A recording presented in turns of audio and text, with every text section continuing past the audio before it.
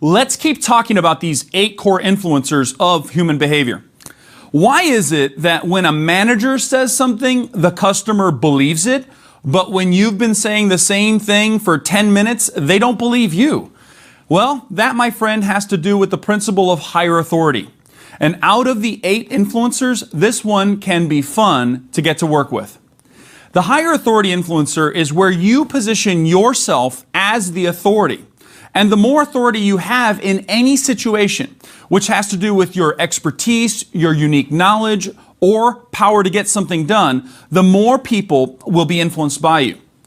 Why don't you take a second to answer this question for me? How much authority do you feel that you have in your job right now?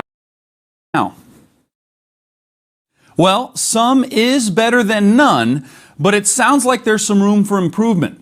You can easily change a few things right away to elevate your authority, and I'll show you how to do that in this chapter. If customers view salespeople as having authority, the sales process tends to go smoother. Unfortunately, what we do as salespeople is we consistently diminish our authority.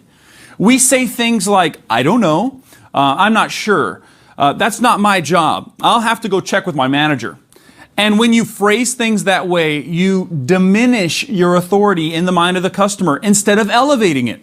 So what you've got to do is practice saying things that increase your perceived authority with the customer. Start using phrases like, I can do that. I'm the one that will help you. That's my job.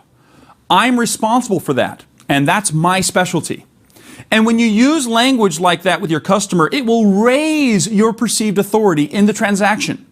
You have to eliminate words like, I don't know, and I'm not sure, and that's not my job, and I'm not the one who handles that, or I'll have to go check. Get rid of that language and replace it with, I can do that. I'm happy to do that. I'll help you with that, and that's my responsibility. When you increase your perceived authority, your customers are more likely to take you seriously when you tell them the value of their trade, or when you tell them what the payments are going to be, or when you tell them that they should buy. So, your job is to elevate your position of authority and stop diminishing it. Here are a couple things I did to try to increase my authority, and I encourage you to try it. First of all, I changed the language that I used, and I even changed the way I talk about myself. I came up with this title, Sales and Customer Service, because I realized I needed to create a higher perceived authority in the mind of my customer. And that means that they needed to view me as something above that of just a normal salesman. So in the course of regular conversation, maybe in the meet and greet, I would introduce myself this way. I'd say, folks, I need you to know that I'm actually in sales and customer service.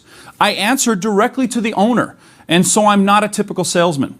My primary responsibility is for you to have a great experience while you're at the dealership, even if you don't buy. And if at any point you want me to go get like a normal car salesman, I can do that too. We've got a bunch of them here. The management actually asks me to try to get involved with at least one customer sale per day to make sure that I keep my finger on the pulse of every deal. Now, if I say to the customer that I'm in sales and customer service and that I answer directly to the owner, wow, that's higher authority.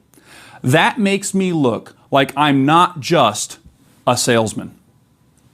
To conclude, look for ways to increase your perceived higher authority with the customer. I gave you a few examples with the language you could use. So before you move on to the next chapter, please make sure you do the quiz to test your knowledge.